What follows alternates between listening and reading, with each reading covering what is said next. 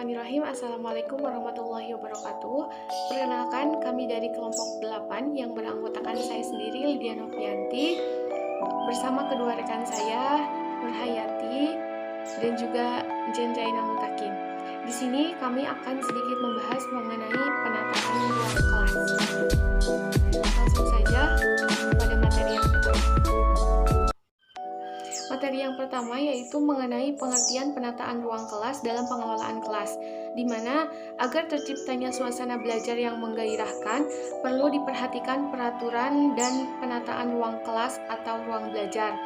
Penyusunan dan pengaturan ruang belajar hendaknya memungkinkan anak duduk berkelompok dan memudahkan guru bergerak secara leluasa untuk membantu siswa dalam belajar.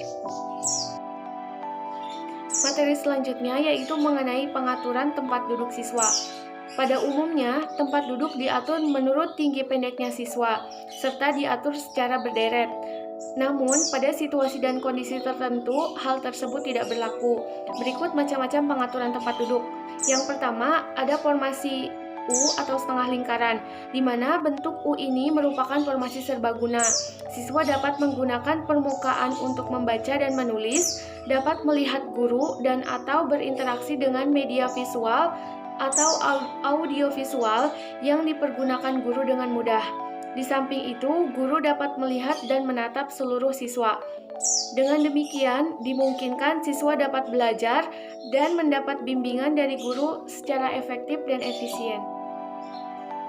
Kemudian yang kedua, itu ada formasi tim atau kelompok, di mana bentuk tim atau kelompok bisa dilakukan dengan cara mengelompokkan meja secara melingkar di dalam ruang kelas, dan ini memungkinkan guru untuk meningkatkan interaksi antar tim. Guru dapat membentuk kursi dalam bentuk setengah lingkaran agar tidak ada siswa yang membelakangi ruang depan kelas. Formasi ini juga mampu memudahkan guru ketika menggunakan media pembelajaran dalam proses belajar mengajar.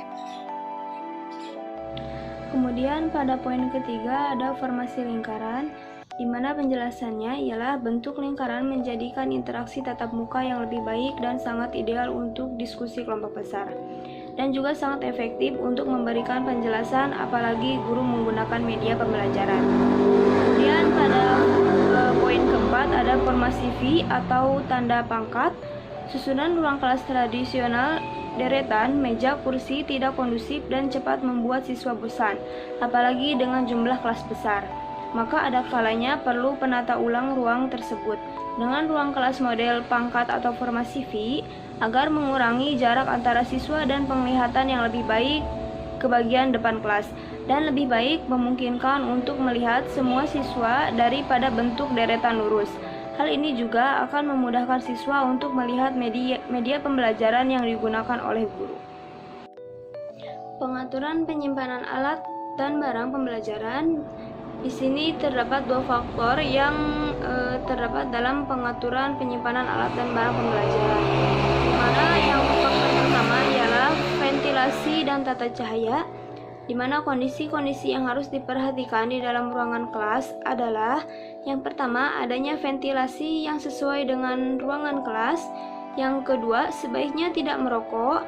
Yang ketiga, pengaturan cahaya perlu diperhatikan.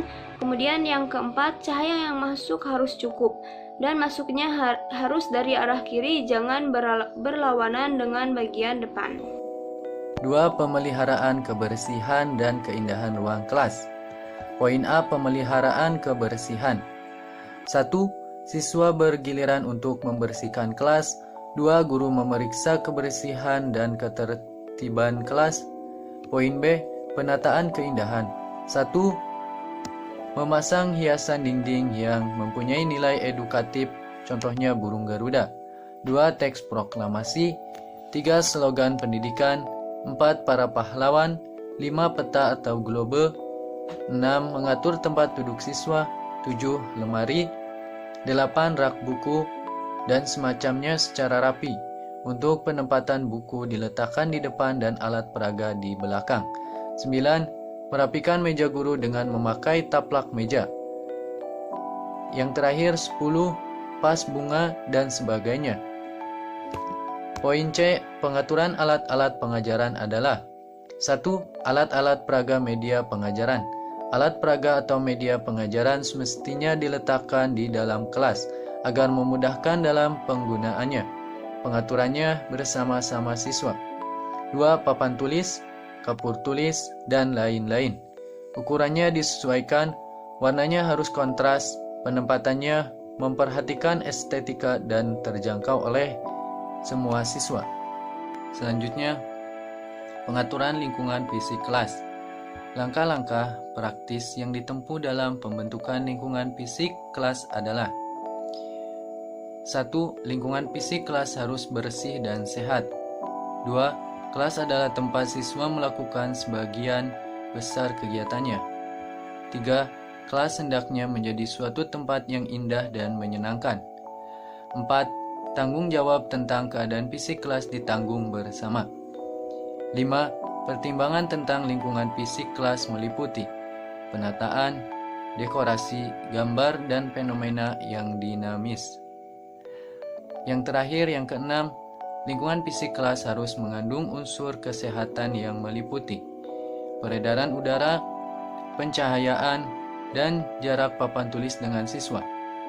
Karena terdapat hubungan yang erat antara lingkungan fisik kelas, iklim emosional, dan moral seluruh siswa. Terima kasih.